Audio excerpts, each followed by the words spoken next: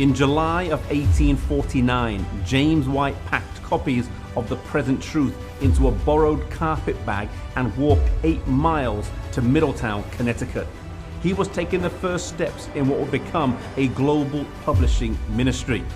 The publishing work was extremely effective in early Adventism, both as a form of evangelism and also as keeping a sense of cohesion amongst the believers. Prior to the Great Disappointment, it was very important. And after 1848, when Ellen White had her vision that her husband should start a magazine and that the paper would be like streams of light going around the world, the work increased in effectiveness.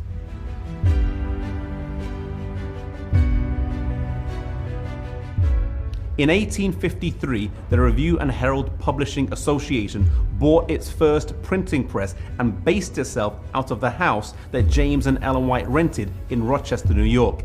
It then moved to Battle Creek, Michigan and continued to grow. And things would take a twist in the 1880s when James White met a young Canadian named George King who desperately wanted to be a preacher. He stayed with them for a few weeks, but James White was unconvinced that he had what it took to be a preacher.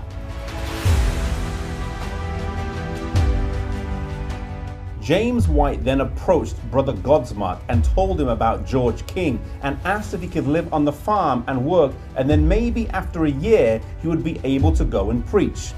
He was a tall and slim man, and as he moved into this new home, he would often preach in the living room to the empty chairs. It was soon arranged that he preach his first sermon to some of the church members, but it was a blundering failure and anything but to the point.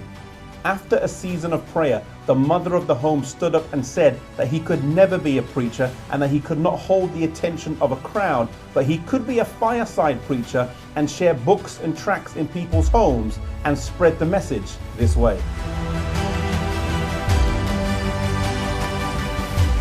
He accepted this as the will of God, and the next Monday he packed his satchel full of magazines and took $2 and set off for the week.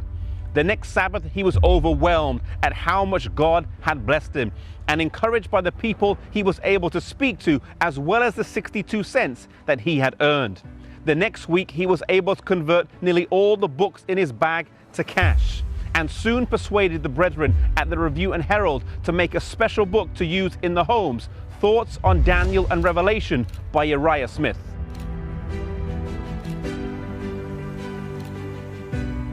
And so the work of literature evangelism would start with a man who James White didn't know what to do with.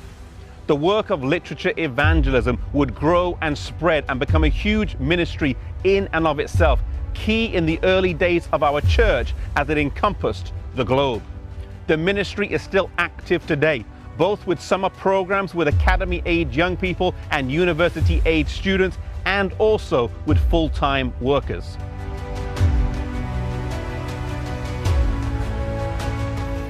The story of George King teaches us that whilst we may not be able to do the exact ministry that we have set our hearts on, God may have another work for us that we haven't even thought of yet, and may use other people to guide us there. When we are humble and teachable, there is no limit to how God may use us.